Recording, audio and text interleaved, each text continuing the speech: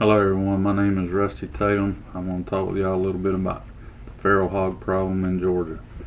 Feral hogs are becoming a major problem across the state of Georgia.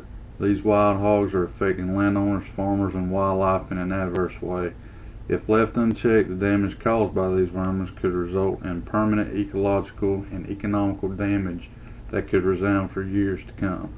Government officials should consider new strategies and policies to control the ever-growing population before this feral hog predicament becomes even further out of control. With a continuously increasing population of feral hogs in Georgia, landowners are facing more and more damage to their property from these animals year after year. Landowners facing the most damage from these pests are those that own pine plantations, particularly plantations that grow lonely pine. This comes from Lane and Minyak, 2007, paragraph 15. It's common knowledge that feral hogs in Georgia prefer the roots of pine seedlings to other foods, and this has resulted in them being dubbed pineywood rooters. Obviously, trees cannot grow without roots, therefore the hogs are essentially rooting money right out of landowners' pockets. Unfortunately, pine trees aren't the only things hogs are destroying. Logging roads are being targeted by these hogs due to falling foliage off of the pines being transported to lumber mills. According to Lane and Minyak, they will also rooting wood roads, causing damage that at times may be impassable for vehicles. Landowners have also complained that these animals are digging up fences and tearing up food plots. The destruction of fences are another unnecessary cost to landowners that can be a recurring problem every year and result in disputes over property lines. When wild hogs tear up and eat food plots that the landowners had intended to hunt deer over, not as many deer will inhabit these food plots and land.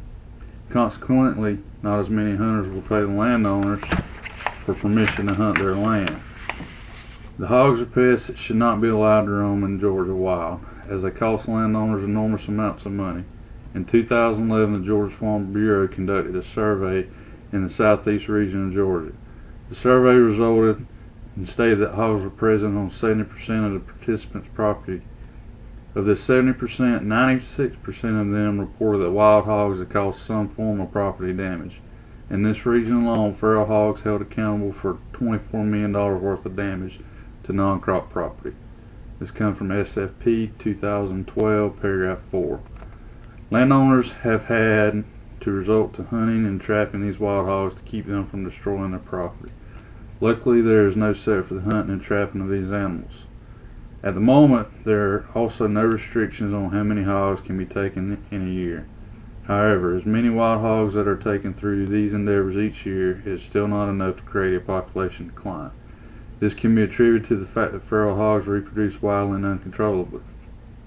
The sows, female hogs, attain their ability to produce at an early age of 6 months. This comes from SFP 2012, paragraph 8. Every 13 months, these sows produce up to 2 litters of piglets, with litters containing up to 10 hogs. Just one sow can easily result in 70 new hogs in 1 year. The state government has implemented policies through which, in order to hunt wild hogs at night, which is their primary movement and feeding time, which states and individuals must obtain a permit to hunt hogs from a vehicle. This creates a problem because after centuries of being hunted, the feral hogs have become savvy to tactics used by hunters and will often flee at the first gunshot.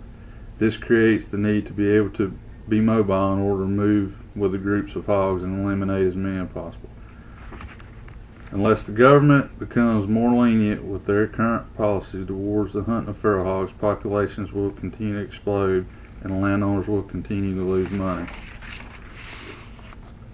As great as the damage faced by landowners may be, farmers are subject to even greater torments by the wild hogs. Hogs have been known to uproot entire crops and vegetables at a time, often in a period of few days.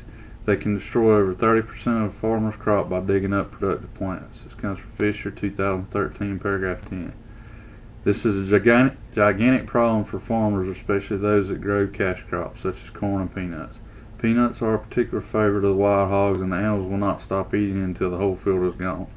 In Rocky Ford, Georgia, a farmer, Barbara Smith Jr., pointed out some of the adverse effects that feral hogs have been having on his family farm since the 1940s. Shelton and McWhorter, 2006, paragraph 2. They're just constantly walking and eating and rooting, Smith said. The damage to the crops caused by feral hogs is just the southwest region of Georgia was also cataloged in a survey that conducted by the GFB. The survey says that the crop damage caused by the pigs were estimated at a whopping $33 million in 2011 alone. SFP 2012, paragraph 4. The damage caused by these animals is not limited to crops, however, it is also caused during the damage of them. When hog groups around a field, they create wallows and holes that are difficult to traverse with farm equipment. These wallows can cause damage to farm machinery, thus preventing farmers from being able to replant destroy crops and harvesting the few that have made it through the animal's onslaught. Langham 2007, paragraph 13. Additionally, wild hogs have been known to have negative effects on cattle farmers. These common consensus across the world is that pigs are one of the dirtiest animals, and this is no different in Georgia. Feral hogs carry nasty communicable diseases such as brucellosis, trichinella, and pseudo-rabies, which are death sentences for almost any type of farm animal, and in some rare situations can also be transmitted to humans.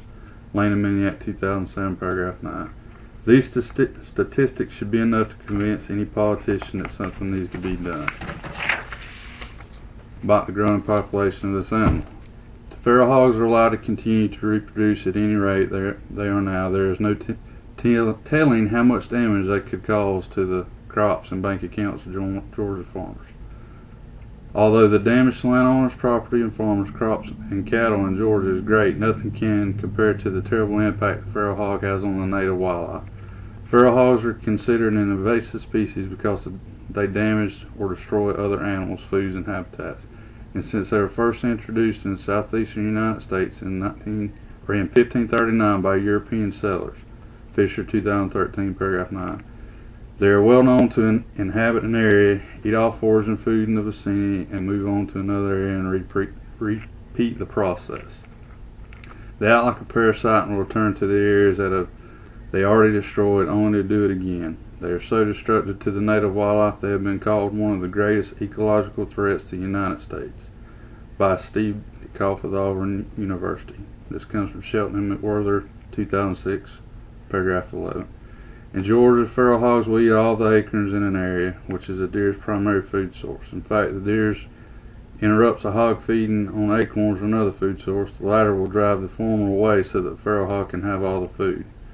Feral hogs even have been known to eat newborn deer fawns, and in some very rare cases, each other. In 2003, on Cumberland Island's largest barrier island, an eradication program had been put into effect in order to remove every wild hog off the island. Jackson 2003, paragraph 3. Cumberland Island is also one of the most preserved wildlife habitats in Georgia, but feral hogs at this time could have changed that if this program was not implicated. The hogs were destroying the dunes and the sea turtles nest across the island until the program was implicated.